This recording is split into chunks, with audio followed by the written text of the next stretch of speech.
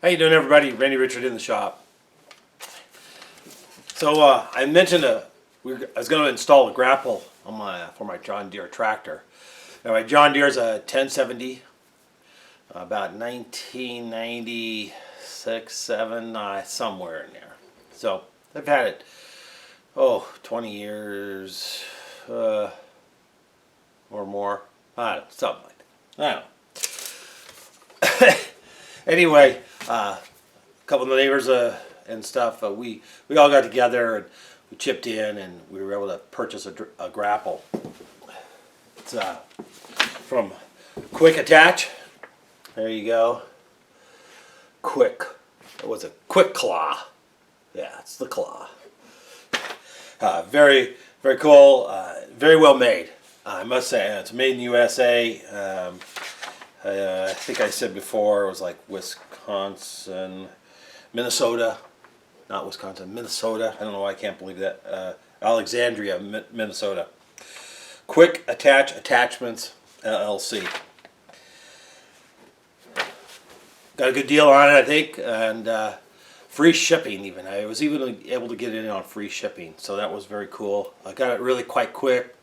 They had one available, excuse me, and we really did pretty quick. It's made to go on a skid steer, so I did have to do the mosquitoes. I finally, great, love mosquitoes. So I had to do some modifications to the mounts, or I had to build mounts, I should say, to fit the John Deere mounts, and I'm going to show you that. And I'm going to show I made some mounts, and I did not show making the pins. It's just a quick turning thing on the lathe and a couple holes drilled. Pin's pretty basic. But I built up the top clips, and I made a handle, and I think this video will be mostly about making the handle, the control handle for the your third function, hydraulic third function. And then there'll be a part 2, and we'll have the clips and the mounts and getting things installed type of thing. It was just kind of too much to put together into one video. It'd be pretty long, and that takes too long to upload. So I broke it down into 2 videos, and we'll get you to see those. It really works well. I love the thing. I wish I had one 30 years ago type of thing. So I'm just checking my notes, and yeah. One other thing I want to mention is another shout out for somebody, Gary Cude, Tools for Machines. I'll put his link on the video. Nice guy down in Texas. You know, he does speak with an accent. You got to get used to that a little bit. Great Texas accent. Bugs. And so thanks, Gary. He does scraping, and he was working on his skimmer. Got a skimmer going for a CNC machine, so he's pretty excited about that. He has had to do some repair works on the skimmer, making a gear and fiddling and farting around with that, getting that working right. But he does scraping and castings and things like that. And some machine work. He shows that, and so check out Gary's channel is what I'm trying to get at here, and throw in some subscriptions, and I think you'll enjoy what he has to show you and everything in his shop there. So thanks a lot, Gary. I like his channel, and I like watching what Gary's doing down there in Texas. So let's get on with this. Get the grapple thing going, and enjoy the couple part video with the grapples. Please subscribe. You know what? When you subscribe, make sure you click on the little gear symbol, and so you get notifications of when new videos come out. Do this for all your subscriptions if you want to, be notified when new videos come out. I know I haven't been on a regular schedule lately. It's just been way too hectic, and so I've been having only some time, like on the weekend sometime, like today's Saturday. I'm finally able to shoot a little intro for the video.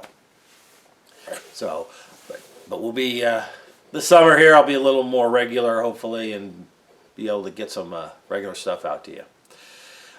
Anyway, thanks a lot, you guys. Thanks for subscribing. Thanks for watching. Thanks for all the support. I decided also the first week of June, first couple weeks of June, before the bash, I'm going to make more scribes and make more dovetail cutters. So some people have already emailed me, and if you want to get on the list, then I'll send you a notification. I'll send you an email when I have some available. Send me an email, and I will put you on the list for a notification. Anyway, thank you guys. Thanks for all the great support, and we'll see you in the next one. This is a control handle that's going to hold this switch. Momentary contact, both directions, two pole. So what I got here is a piece of 2 1/4 inch Delrin, 6.5 inches long, and we're going to start working on that handle.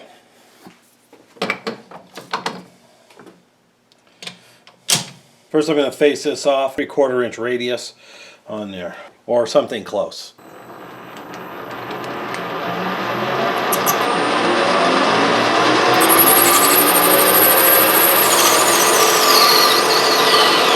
I put a mark 3/4 inch down, well, roughly about 3/4 inch in, see right in there, and we're just going to round that over. It's just a handle.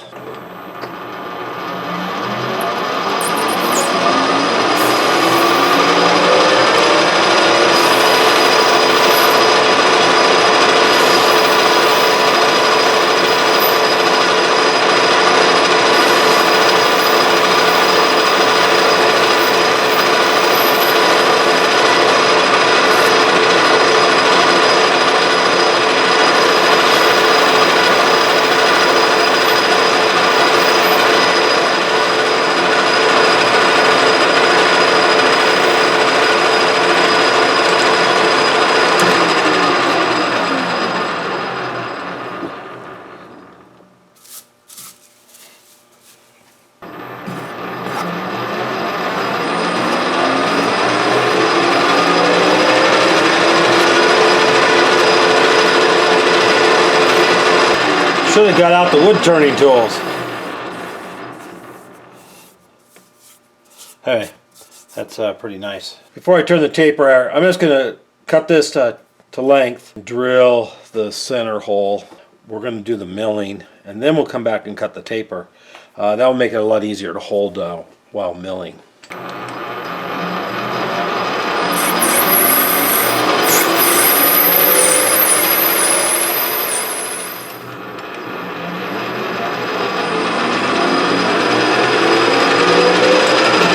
I'm going to drill it 15-30 seconds, which is really close to 12 millimeters. I really need 12 millimeters. Think about boring it. It's going to be 3 inches deep though. This will be really close, 469, 472, roughly 12 millimeters.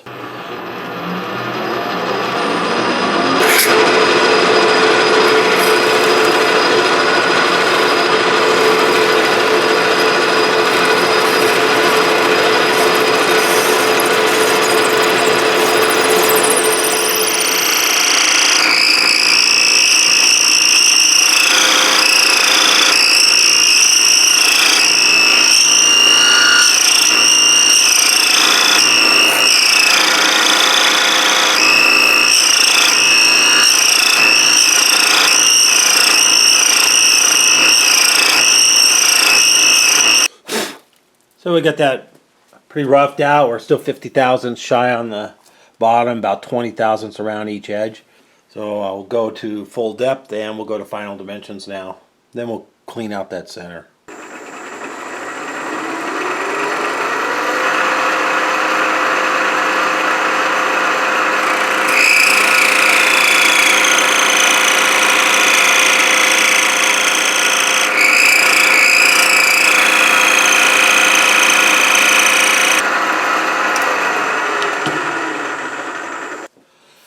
Very nice hole, very smooth inside, very clean, very clean.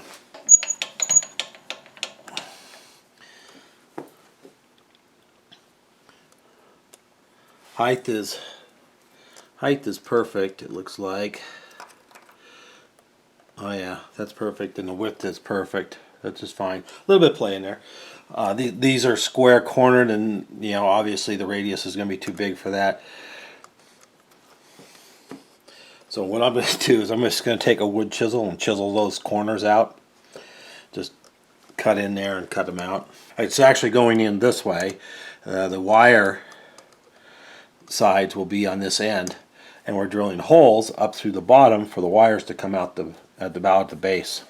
Okay, I'm centered up over the hole with a 31/64 drill. That's 0.484. Now it'll be for the switch to pass through. Now I have a gap here underneath so I could drill that. I put a parallel in the corner to push that up.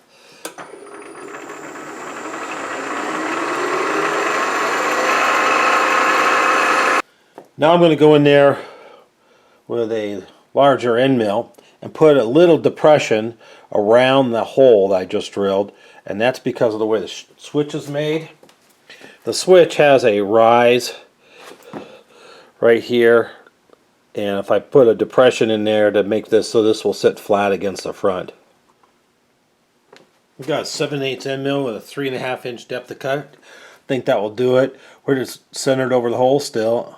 I'm going to go down, cut around 70 thousandths in depth. So I'm going to zero my quill on the bottom.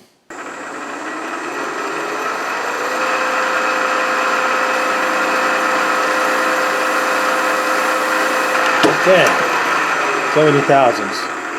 Then we're going to turn it over, and on the other side I'm going to put a little counter bore on the other side for the nut so it sits on a flat surface.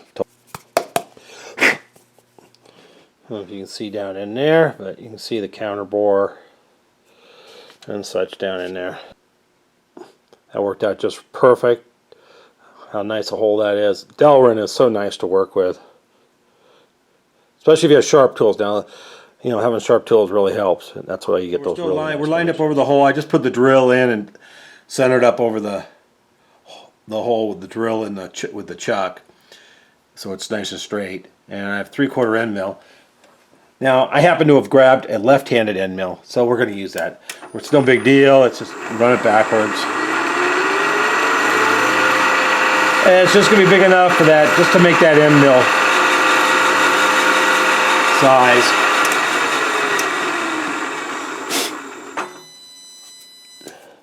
Just a big enough flat so the nut has a place to seat nicely. Well, I checked my drawing. Now I'm going to go down 1/4 inch from this surface here.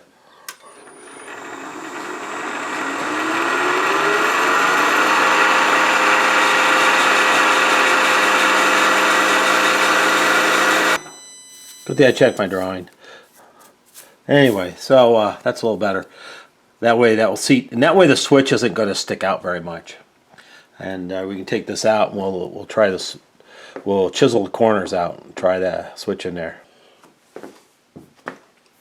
I chiseled the corners and it slipped in just beautiful. I did have to come back and make this counter bore deeper, but that's okay. That's just the kind of profile I want. Just the switch barely sticks out and it still operates. It's just going to be a thumb switch. It's going to be perfect. Now we just need to cut our tapers, and then we can drill on. I did a little more design work on this and put in some radius detail. I adjusted and calculated out the proper path for the wire hole, which will be which won't be very big. It'll be 0.159 through here at a 5-degree angle, which we're going to cut the taper at. And adjusted the end to 1 5/8. I have a boring bar set up here. This one is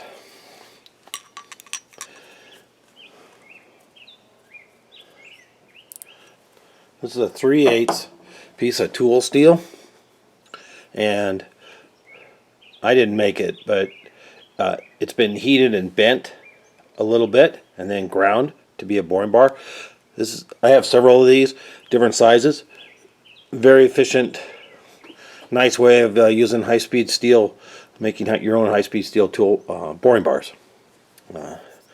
These actually work really well, especially in softer metals, but I've used them in steel and other stuff. So, but for high-speed steel, inexpensive boring bars, they're really quite stiff. Now I've got this in here. This is just going to fit in the hole, and if you look at it, I've turned this cutting edge down. Now we're going to be measuring the hole, and this is so I can get it to fit in there without hitting. And it's just in plastic, and we'll just be measuring it to make an exact, get a pretty exact hole.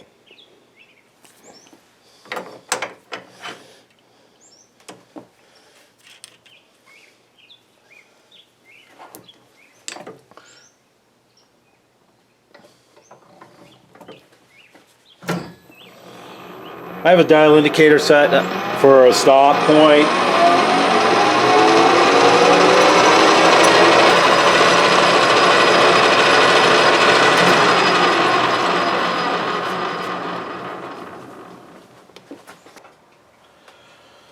Now I have two gauge pins here. 0.4735 is what the rod actually measures, and I have a 473 pin right here, and that goes in. I mean, very nice, very tight fit, piston type fit there. 474 will not go. It goes in, but it's really tight. Oh, great. That's too tight.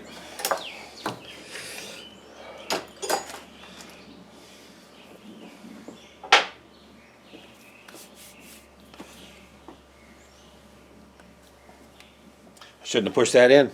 I'll have to get that out.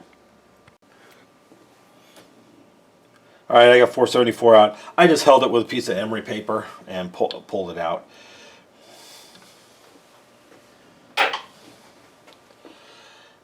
So that will probably fit fairly snug on there.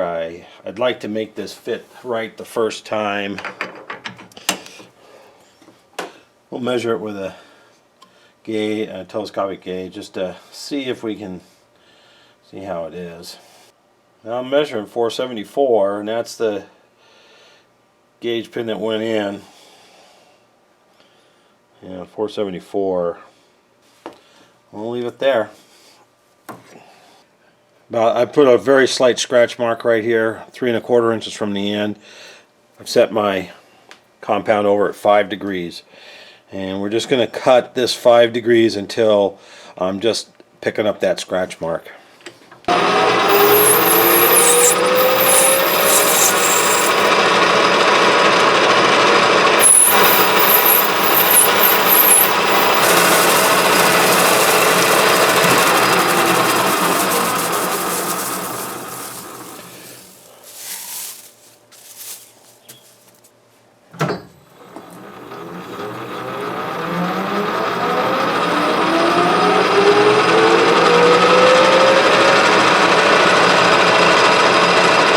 That's pretty good. Close enough. It's just so you can hold it a little easier, and we're going to put some decorative grooves in there and such. I have a 1/2 inch radius brazed carbide tool in here, and we're just going to put in some slight grooves just for decoration.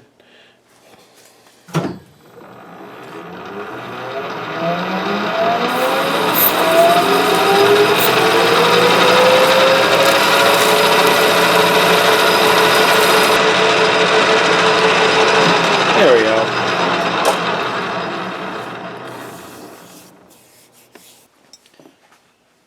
I'm set up over in the mill. So what I did is I used a regular machinist square down in the jaw, between the jaws of the vise, and squared up this tapered edge. Okay, that way I'm drilling parallel to that taper edge. Then I put in my mill stop up here to counteract the force of it trying to pull it over as I push down on it. because we're off center. So that should be, this is very solid mill stop, and that should stop that from pushing over. And we're only drilling in plastic. Then I just kind of centered up, eyeball centered it in the hole in the middle, and came over 1/2 inch, and we're going to drill it.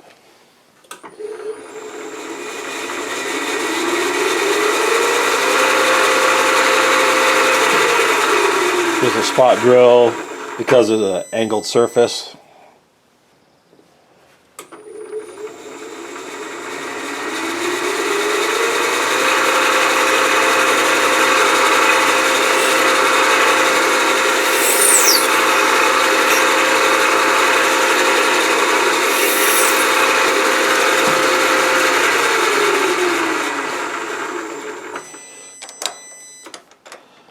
That's about all I can do with this. Is a little extra long drill here, but I have a 12-inch drill that we're just gonna drill it by hand, and we'll reach that whole distance, and we're using that as a guide hole. Just letting the drill follow the hole.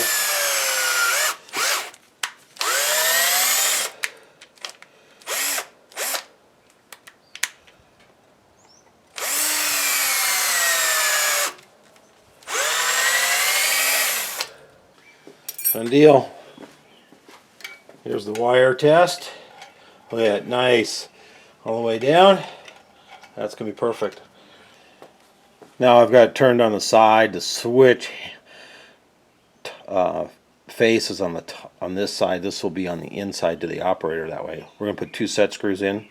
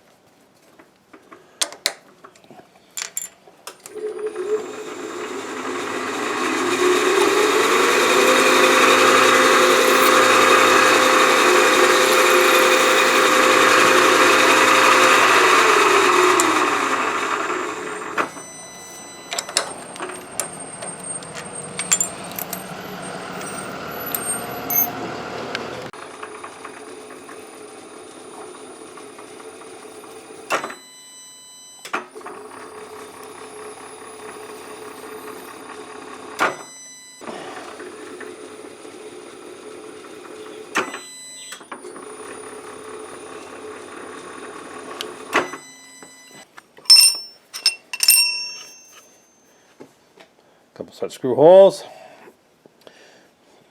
switch hole, wire hole, mount hole. I might build a little aluminum cover for that. I'm not sure what I'll do yet. Anyway, have everything we need here to assemble this off the tractor. Set screws. This will lock it to the operating shaft. Just 1/4 20s. Now the switch, we're probably gonna kind of leave it loose here. It goes right in there, just slips right in, just beautiful, perfect fit. Probably gonna leave that loose, and I'm gonna attach the wiring to it. Hey, we got some stripped off. We're just going to solder this stuff.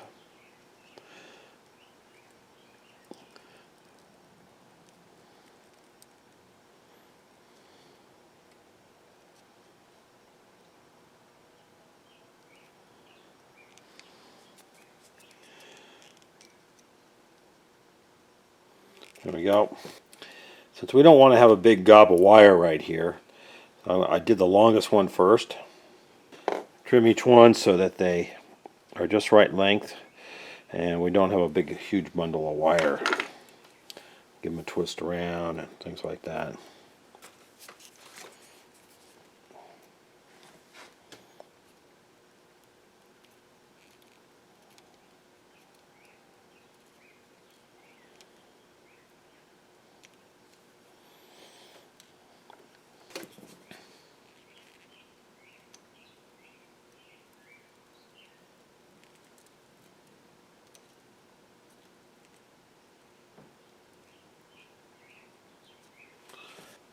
Soldered up. That's going to work out good. And we'll put it in the handle. Yeah, I'm sorry, you guys. I don't have any funny jokes like Chris up in Canada on AVE.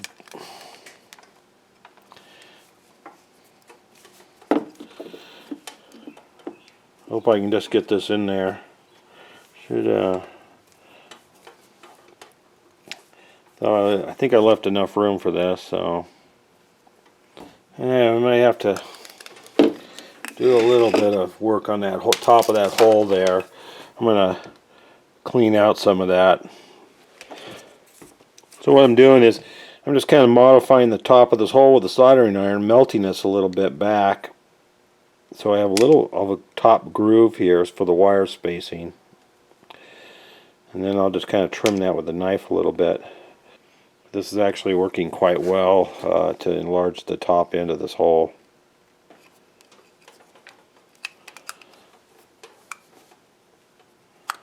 There we go. That's all it needed.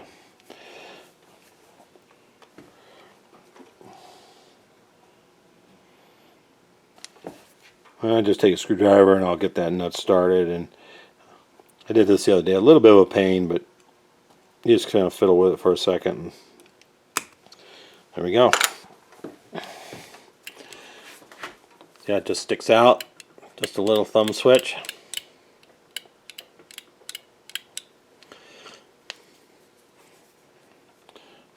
Just right.